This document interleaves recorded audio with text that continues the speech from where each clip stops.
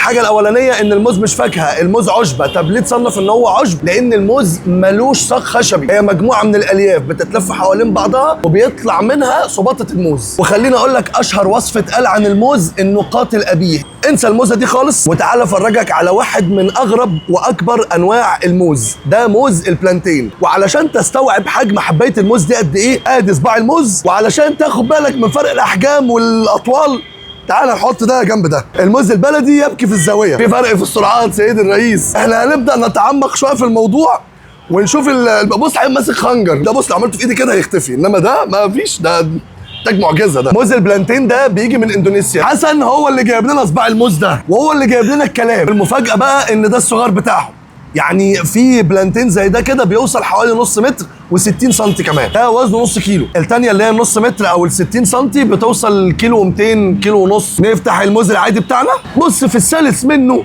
وجميل ولطيف، ده حاجه لطيفه جدا. هنخليه هنا كده. افتح البلانتين ده بسم الله. موز البلانتين ده بيستخدموه اكتر في الطبخ، بيتعمل منه حلويات بكريمه جوز الهند والجو ده. سمي بالله ودوق.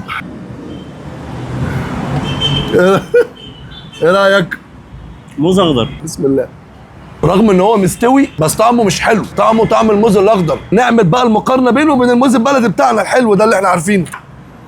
بلدي احلى طبعا. وهنا المثل اللي بيقول لك ان البلدي يوكل بيطلع بنسبه 100% ريحه وطعم لصالح الموز المصري، انما الموز المستورد الاندونيسي ده هو حجم بس، لكن يعني كطعم مفيش طعم. كل 100 جرام من الموز فيهم حوالي 88% ميه، شويه فيتامين سي والياف والفا كاروتين وشويه مواد تخلي الموز من الاغذيه الخارقه. وفوق كل ده واللي بيخلي الموز من الاغذيه المفيده جدا اللي بتساعد على تحسين جوده النوم، وجود نسب كبيره من المغنيسيوم والبوتاسيوم جوه صباع الموز. في كمان نسب صغيره من الزنك والنحاس والحديد، ولو دخلت وسريشت على الموز هتتفاجئ من كم الفوائد والمعجزات الموجوده فيه. كيلو موز البلانتين ده بيعمل في حدود 1500 جنيه، فلو عايز تجربه موز مميزه جدا وتاخده تعمل بيه حلويات من النوع الاسيوي هات موز البلانتين. مش عايز هات الموز البلدي بتاعنا، الكيلو بيعمل له في سكه 20 30 جنيه، اما موز البلانتين ابو 1500 جنيه ما تجيبوش. ليه؟ احنا جبناه مكان. عشان احنا خلاص جبناه مكانك.